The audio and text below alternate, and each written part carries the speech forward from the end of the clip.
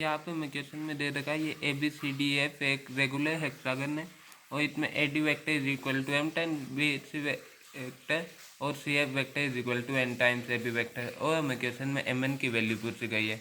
तो फिर बाद में हम जानते हैं ये रेगुलर हेक्सागन है, यानी कि इसकी ये साइड ये सभी साइड इक्वल है, यानी सभी एंगल्स भी इक्वल है।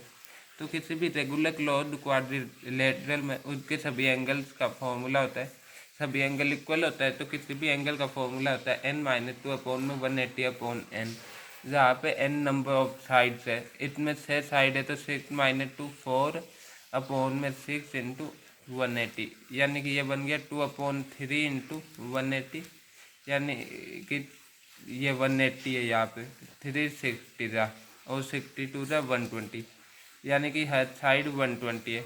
अब ये BC को हमने इसकी किसी भी साइड की लेंथ को x मान लिया, तो फिर बाद में ये AD वेक्टर होएगा ये वाला पार्ट प्लस ये वाला पार्ट, ये दोनों ये पार्ट और ये पार्ट इक्वल होंगे, हमें ये सिमेट्री से पता चल गया। अब ये x है, ये एंगल है टोटल 120, तो ये 60 डिग्री।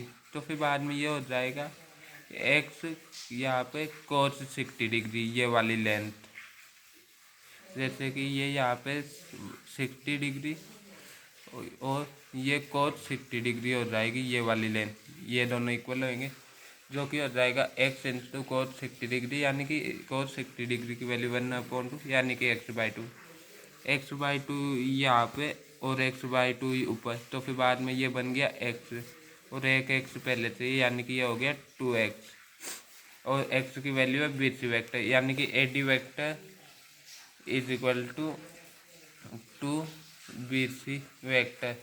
ऐसे ही ये CF vector is equal to AB vector के में पूछ रहा है, तो फिर बाद में भी वेक्टर इस डायरेक्शन में, CF वेक्टर इस डायरेक्शन में, तो ये हो जाएगा CF vector is equal to -2 AB vector.